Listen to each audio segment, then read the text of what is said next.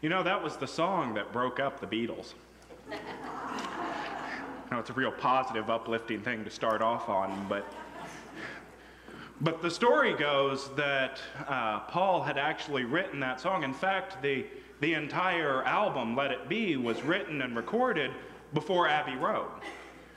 And then it kind of got bogged down in the creative process, and they couldn't decide what to do with it. But Paul's original intention was for the album Let It Be to be a return to what the Beatles were known for.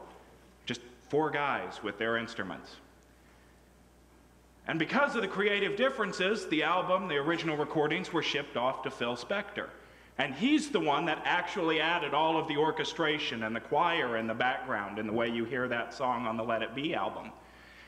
And when Paul found out, he was so livid that they had changed his music that it led to the steps that ended up dissolving the Beatles. You see, Paul's intention for that song was for it to be about the journey that band had gone on together. His intention was for it to kind of mirror the experiences that they'd had and the way their careers had been a long and a winding road with ups and downs. And he just couldn't stomach the idea of somebody taking that vision away from him. His hope was that it would bring them back to where they were, and we know it didn't work out that way.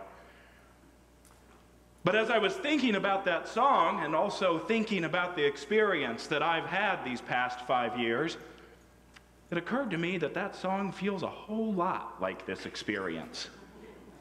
It seems to me as though I've made my way through school, that as I made my way through school, that road was long and winding indeed.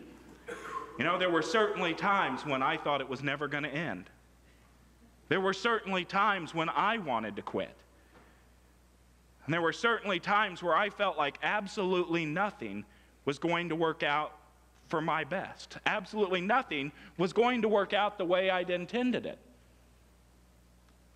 And yet, I wouldn't change a moment of it for the world. You see, I think of who I was when I started this journey, and I think of who I am now, and I am so, so grateful for the process that I went through. And you know, I believe each and every one of us is on a journey.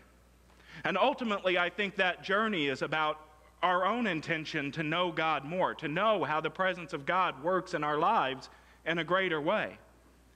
And then through learning how that presence of God works, we're able to use it to make a difference in our world. And it's funny because I think back of when I first received my call to go to ministerial school. One of the ways you can know that you're truly being called to begin a journey is that you're going to do everything in your power to avoid taking the steps to start that journey. And I was no different. When I started out, first receiving my call to become a Unity minister, I think I was maybe 10 or 11 years old. I was sitting in a class out at Unity Village in the Fillmore Chapel with my grandmother. And I just kind of felt this pull on my heart that I needed to come back and become a Unity minister. And even though the pull was still there, I tried so many other things. There was a significant time of my life where I thought I was going to be an actor. I was ready to go out to LA and just see what happens and try and be an actor. And then I thought, well, this ministry thing, I don't want to do that. That's not really for me, but maybe I could be a lawyer. And so I tried that for a while. You see where I ended up. And that's the thing about these calls. They keep coming back. They keep pulling on you. No matter how many times you try to run from them, no matter how many times you try to hide from them, they keep coming back. You see, all of our journeys begin with a call. It begins with something that's pulling on us.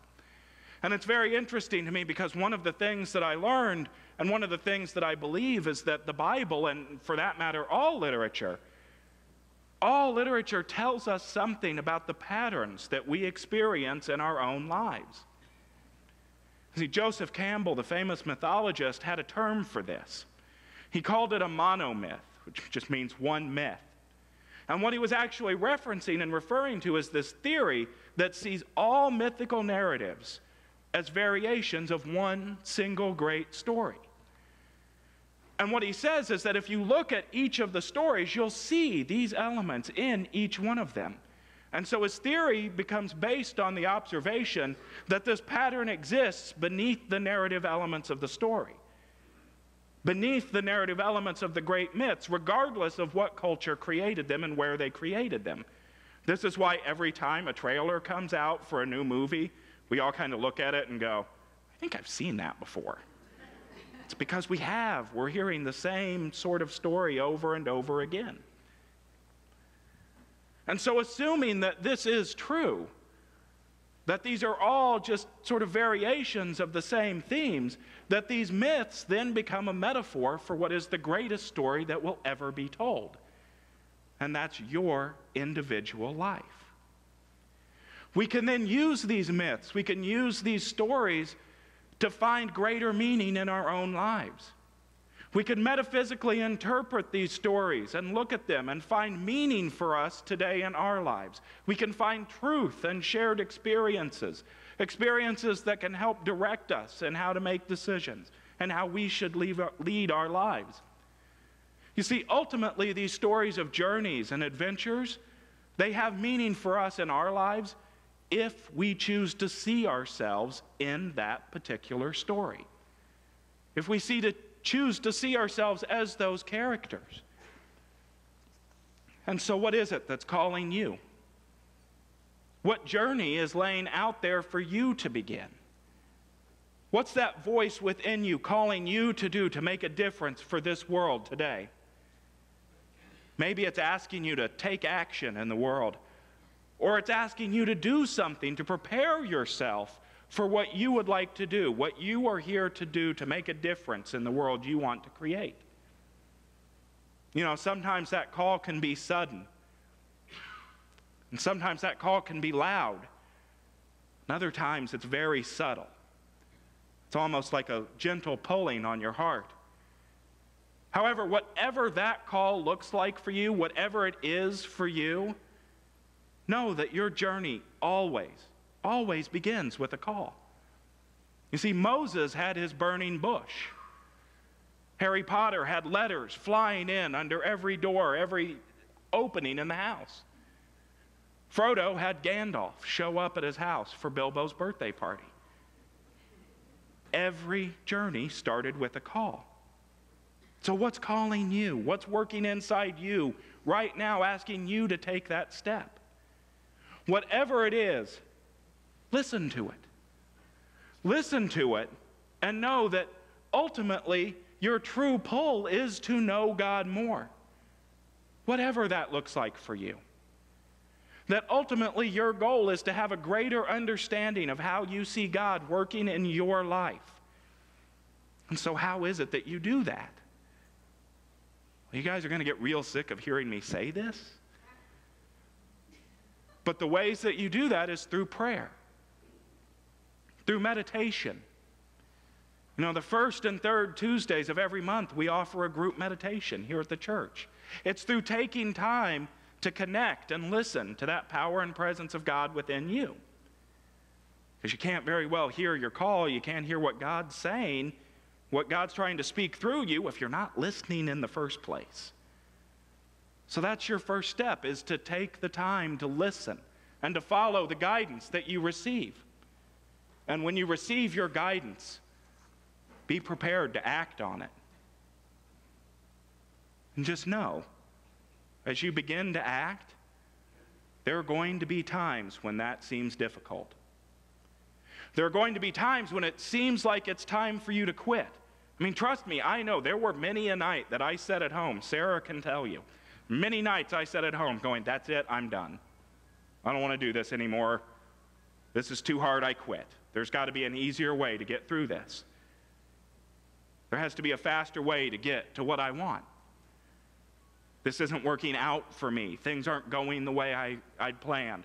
I wanted to do this and I was told, no, I can't. But you know what? All of those experiences, each and every one of them on my journey, was there to help me stretch. It was there to help me grow. Every single one of those experiences wasn't working against my journey. It was a part of my journey. It was all a part of the process. See, remember, this is a long and winding road, not a short and direct path. And if you look at the picture up here, you can kind of see there's a smaller path that makes its way up, a little shortcut on that road. There were many times I was looking for that shortcut. But the truth is, the road was long and winding because it was there to help me grow. And so there are going to be times on your journey when it's going to get difficult, when it's going to seem like this is definitely not something that's working for your highest good. However, when that happens, remember the things that Unity's taught you. Especially remember that first unity principle. Remember that God is all good and God is active in everything, everywhere. Now, don't misunderstand me. This is not me saying that every circumstance in your life is going to be good. It won't be. I know it won't be. I've experienced that it won't be. However, what I have come to understand over these past 5 years is that even when things aren't going well, God's still there. God is still there, God is still good, and I simply have to choose to see the power and presence of God in the thing that's happening around me. You see, there is no denying that it felt like there were times when things weren't going my way. There were times when it felt like I should just be able to take the easy way out. And let me tell you, every time something like that came up, it was always for my best. I remember a time from my second to last year of school. You see, one of the classes that they require us to take is a hospital chaplaincy class. And the thing that you should know about this class is that it's one of those classes where you have to have so many students in order for the class to actually happen. And there's only 6 of us that are graduating this term. So what I really, really wanted to do was be able to take that class with my classmates. For a couple reasons. One, this is a really awesome group of people, and I knew I would learn a lot from them. But the other reason was there was no guarantee that the class that was coming behind me was going to take this class this year. And so I might be left out and might not have the opportunity to complete what I needed to take. And so I tried to enroll in the class and was told, no, you don't have the right prerequisites. So I tried to appeal and was told, no, you need to just go through the process as it's intended. And I didn't really understand why. I remember asking myself, why is this happening right now? But what I did know was that I had to choose to see that the presence of God was working in me, it was working through me, even though I didn't understand it at that time. And so when I finally was able to take that class, and it was in the last term of my final year that it finally had enough people for me to take it, and I breathed a sigh of relief, I have to admit that taking that class at that time was for my highest and greatest good. You see, part of the class is that we have to do overnights at Research Medical Center. We carry a pager, and when something happens, they page us to go down to the ER or the ICU to provide support to whoever or whatever's there. And those of you that know me know how much I hate conflict. I will do anything in the world to avoid a conflict.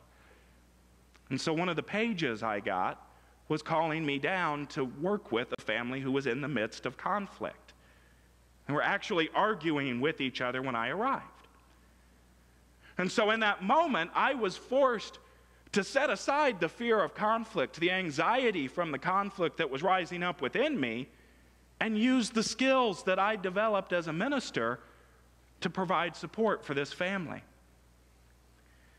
You see, what I realized is that this was also part of my journey as well. Because what I came to realize was that there is always a part of the story where the main character gets tested, where they have to overcome some sort of adversity by using the skills that they learned on their journey.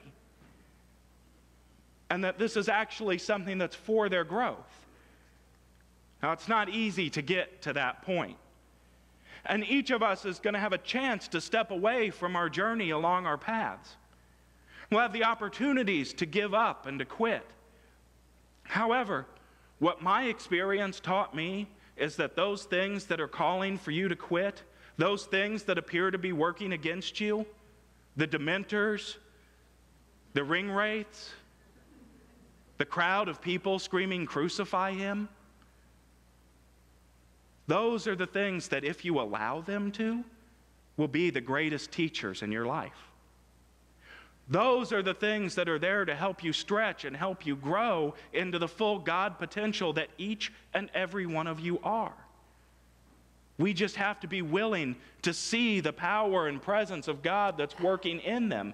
And sometimes, if a situation's severe enough, it can be that one thing that calls you to action. That one thing that calls you into action to make a positive change for your life and for the life of others. You see, what I want you to understand very clearly is that I'm not saying that bad things won't happen. But what is true is that you, and you alone, have the choice of what to do when they do happen. You can choose to see the power and presence of God in the situation, and then when it's appropriate, ask, how is this calling me higher?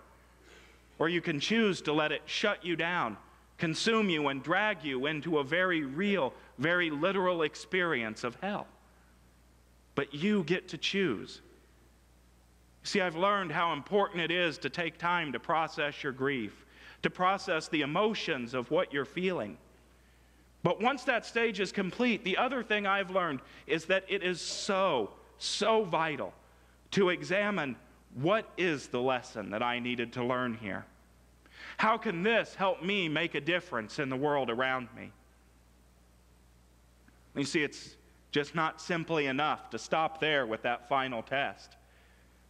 The main character is always called to return home, and they return home with the spoils of their victory, with the villain vanquished, with the community growing and prospering as a result of what the heroes accomplished. And so as we learn, as we grow, as we complete our quest, it's up to us to walk our talk. It's up to us to come home and return from our journey with the treasure that we sought and to share it with others. You see, I found the true purpose of these life's journeys is to come back and share what you've learned about the presence of God in the world, to connect with others and to help them realize there's a greater presence of God within them. And that's the thing about the long and winding road. It can ultimately bring you back to a place where you have a greater understanding of God in your life. It can bring you back to a place where you're home and you're able to help others grow through their experience. See, the other thing I've learned is that these things that we learn on our experiences, these journeys that we have, they're useless unless we're willing to share them with others.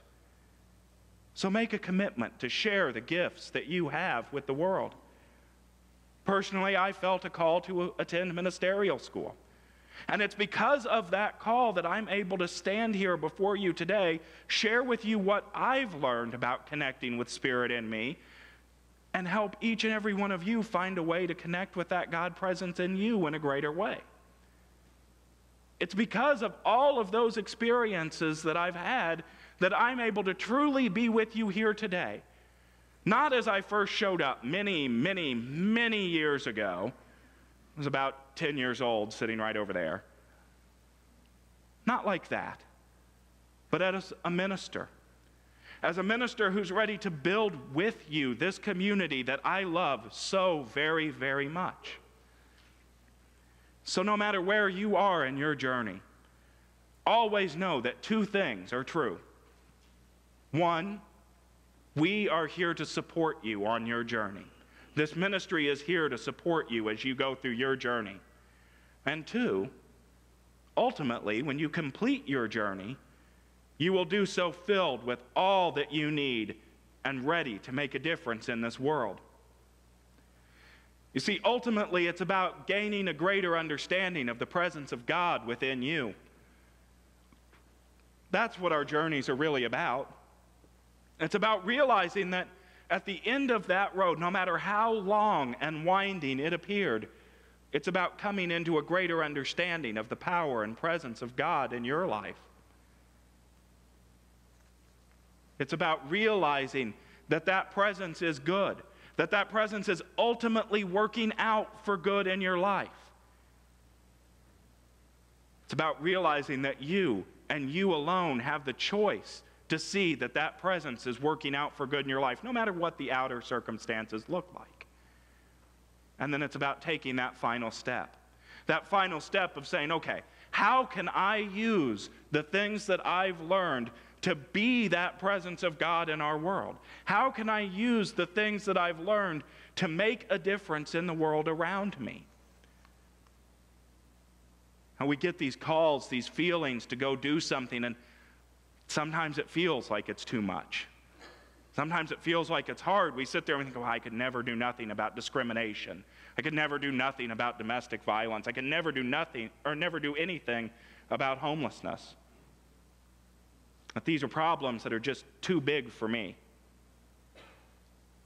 It's easy to think that way. It's easy to get caught in the why not. But I like to remember what Lao Tzu said. He said that the journey of 1,000 miles begins with one step. So what are you feeling a call to do? What journey is starting to awaken itself within you? What step can you take? Where are you at right now in your journey? It may be a long and winding road that leads you down your path to your good. But I know I can tell you for a fact, any one of these graduates that's been through this program with me can tell you for a fact that once you say yes and you take that first step, that path can't help but be for changing you for the better. It might get tough along the path, but as you walk it, know that those areas where it was tough are there to stretch you. They're there to help you grow. And know that as you grow and stretch, that the thing that you're being called to do will ultimately make a difference for this world. So listen to that call within you. Follow the guidance that you've received. Know that it's ultimately for your good. And know that you'll make a wonderful difference in this world as a result. And so if you're ready, I'd like to encourage you to take your first step on your own long and winding road. God bless you all.